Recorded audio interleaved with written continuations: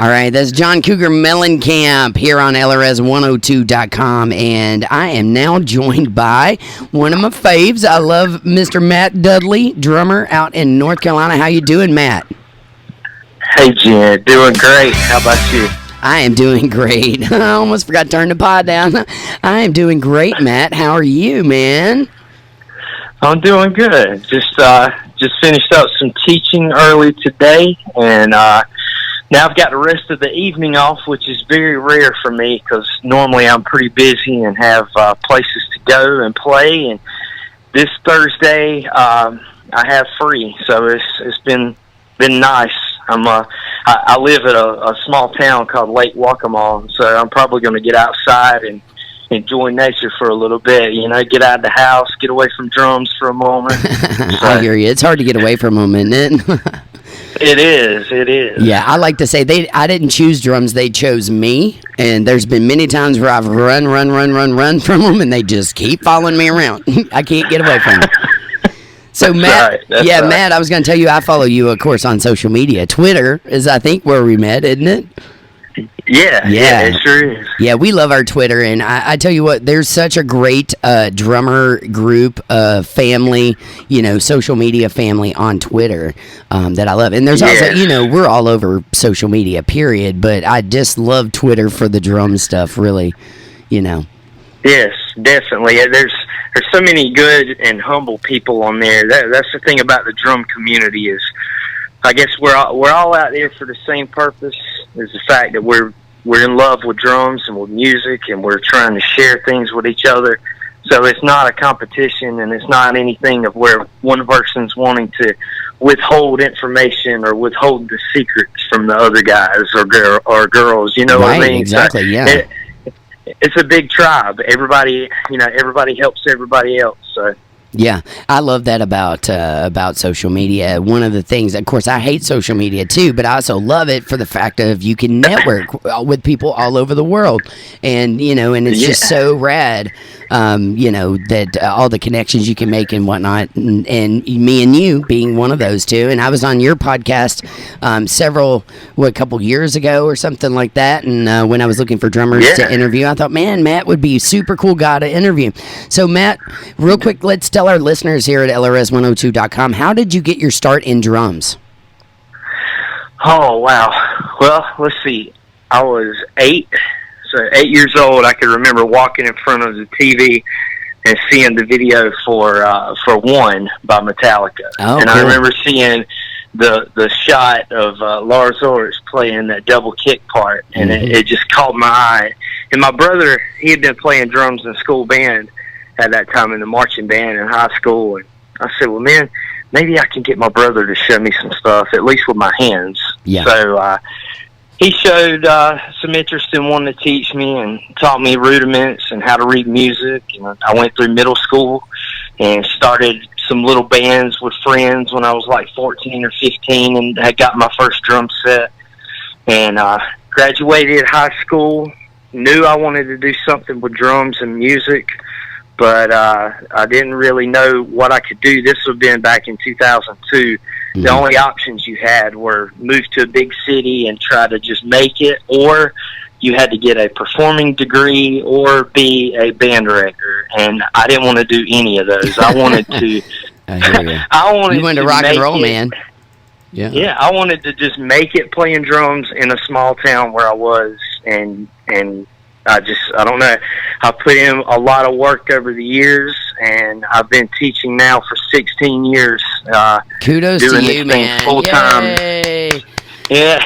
Yeah, I love a teacher, man. You got to love music teachers. We keep the world going. We keep the world out of, the world can be very dark and morbid at times, but the music teachers, I feel like, are the reason we're still here. I had some of the best in my day.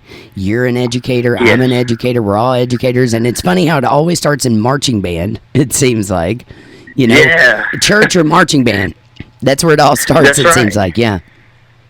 That's right. Yeah, I did a lot of that too, playing in church, and I still have church gigs that I do at the moment as well. Getting hired out as a contract drummer from time to time. So that's still a big part of my playing as well. And also help out a lot of marching bands within the area, and super cool. Of course, have my private students and everything. But it's definitely a passion, and it's something that I can't give up. It's one of those things I don't want to quit, and I want to keep this thing moving. It means a lot to me, and it means a lot to me as well, especially with students, to be able to help younger kids and give them a direction, Yeah, absolutely. I definitely know. I'm I think in my 13th year of teaching now, and just kind of went out on my own in the past 2 or 3 years doing my own, going into homes and doing that thing, not out of a music store. But it's so cool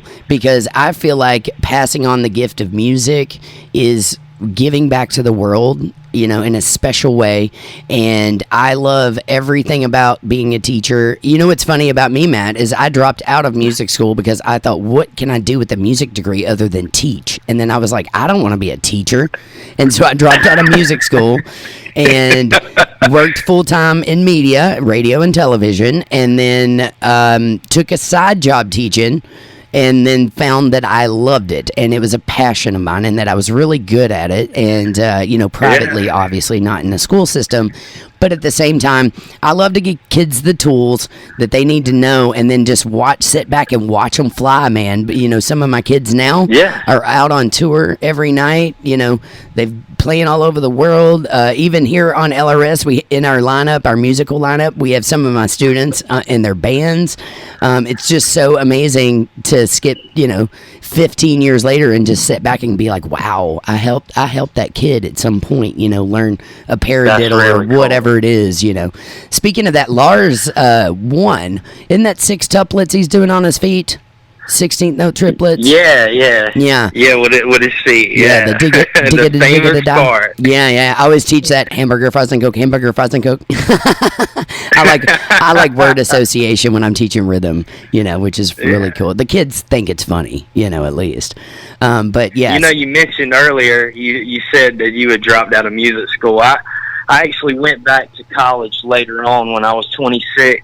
And I stayed long enough to march drum corps for a full semester. Cool. And I did half of my second semester, and then I dropped out of music school as well. And I took every penny I had left, and I put it into advertisement. And that's when I went completely full-time with doing the teaching and playing. And I haven't looked back since. So I think we might have made a decent decision. So I feel not saying anything bad about school or anything like that, but, it's not for some people, I guess. Yeah, looking back, I'm glad I got a degree, but I don't enjoy being in debt from the schooling. And honestly, you're going to go straight into debt, from schooling, which is crazy. And then you've got to spend the whole rest of the time trying to work to pay that off. So I agree, it's not for everybody. The trade schools are big today. And, but I also don't want to give false hope to people who are like, oh, yeah, it's so easy to make it in music, because you really have to be a hustler. I mean, you've got to, we're all lucky, Bob included, he's here in the studio with us, because we're all side players. You know what I'm saying? We can contract out with anybody, any band, and play in multiple bands. And I feel like you have to do that. You have to teach. You have to, I try to also throw in theater gigs and musical gigs. Those have always helped financially. You've got, if you're going to try to make it in music, I mean, it's like it's a large number of the chances that you're going to get on with a big major label artist who can pay you. That's right. It's not all glory like it looks. We're on the road in broke down cars. And there's been times where I was locking myself in the car during the set, in between the sets, just praying that I was going to get out of there. They've played some pretty shady places in my day across the United States. But if we didn't do it for the love of it, then what's the point to me? You know what I mean? I do it because I love it. And I feel it chose me,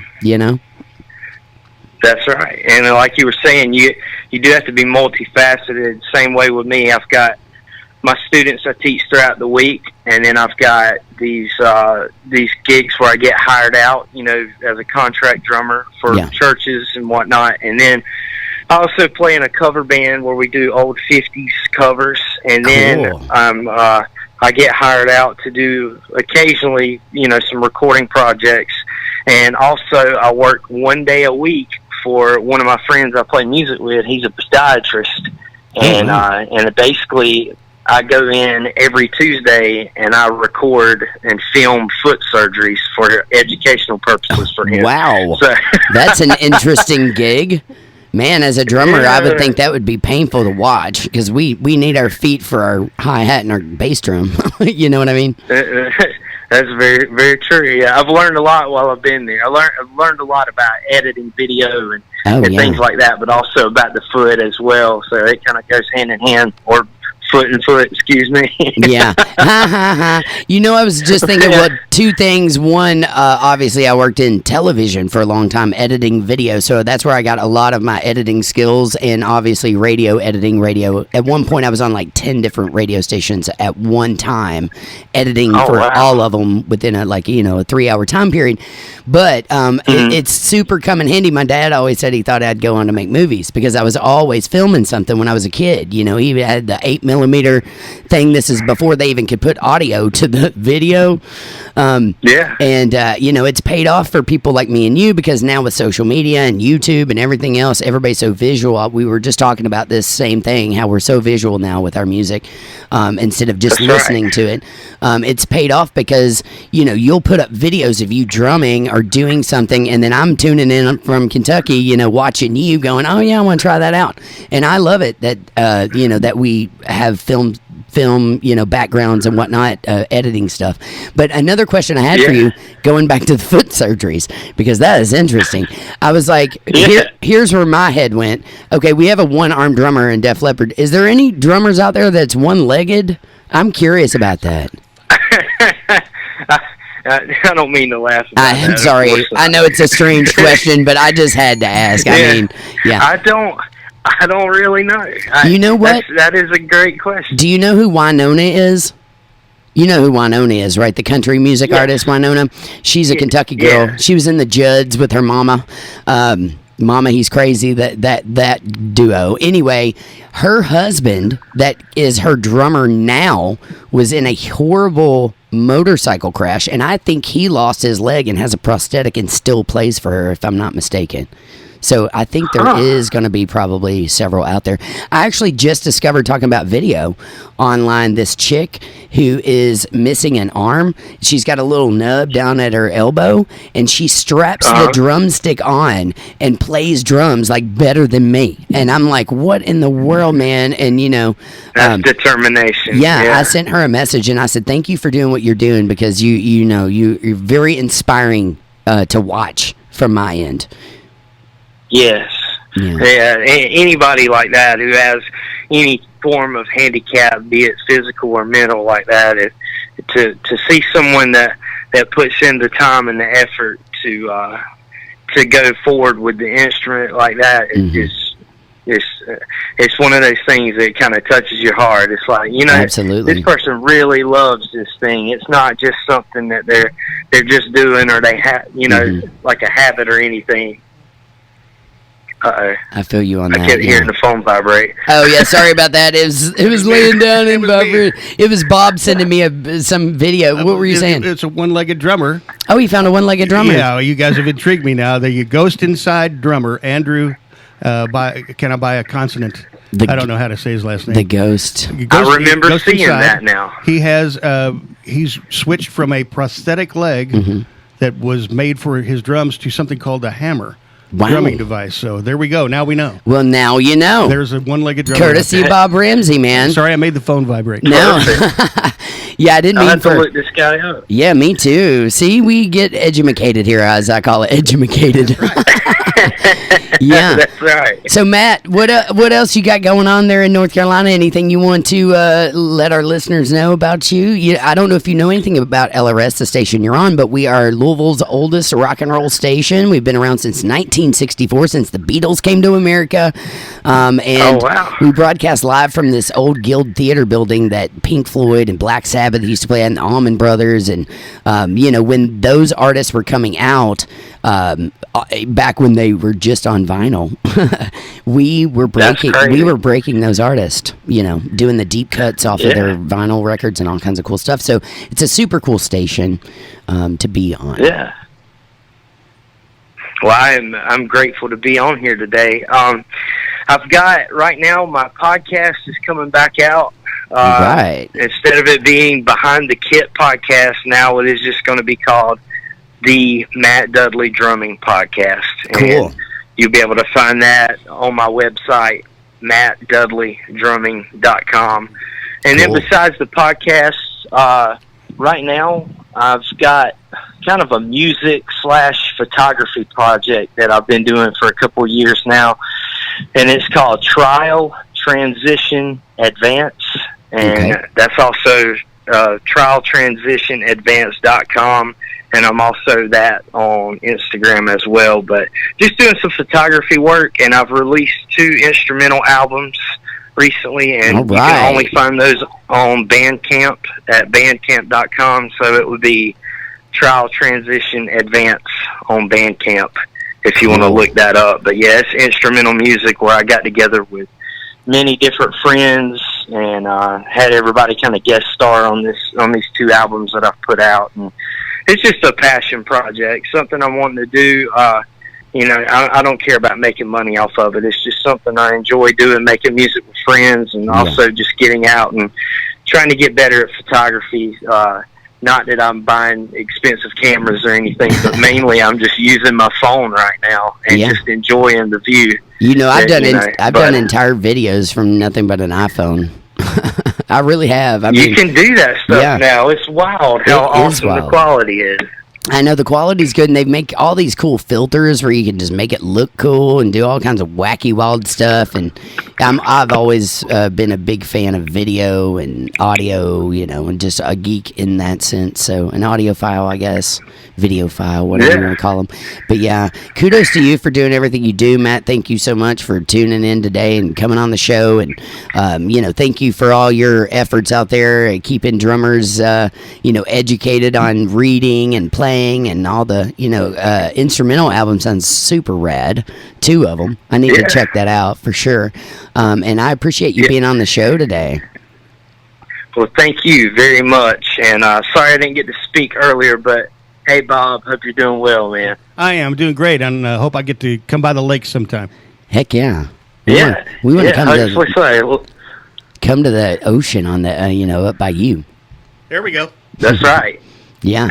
So I was going to tell you, Matt, also keep posting your videos because I know you're a health fanatic kind of too. And you sometimes when I'm feeling super lazy, I'll look over and see you doing push-ups or riding your bike 20 miles and be like, man, I should do more of that. Yeah, I'm trying to get healthier in my older age. I'm not. I totally feel you. I'm not young anymore. Same. So I'm trying to keep up the health stuff. I'm still eating ice cream occasionally. I got to have a little fun, right? Oh man, yes, I love my milkshake every now and then. Blue moon, I'll just get a urging for a milkshake, and I don't even care. Give it to me large. I want the whole thing. So I totally feel you on that. Yes. Well, Matt, it's been so awesome talking to you today. I really appreciate you calling in. Everybody can check you out at Matt Dudley. Is it mattdudleydrumming.com? Yes, ma'am. Yeah, mattdudleydrumming.com. And I look forward to hearing your podcasts, too, because I always love those. Yeah, and hopefully you will be a guest on that show in the near future. I absolutely will, yes. And you said you were, before I let you go, you said you were telling me some story about James Brown. What was that all about? Oh, yeah. There's a saxophone player that plays close by where I live at in the Wilmington area and Little River, South Carolina area. Mm-hmm. His name is Leroy Harper Jr., and I was a house drummer a while back at this smaller pub/restaurant in Little River called the Star Tavern, and I had a couple of opportunities where I got to play with him a few times, and just an awesome musician, great ear, just phenomenal saxophone player. Oh, I bet. I mean, James Brown didn't have anything but the best, Have you ever read his stories? And He's if he holds up 7 fingers, you better be playing in 7/4. He's kind of one of those dudes. If he says take him to the bridge, you better take it to the bridge. He's just.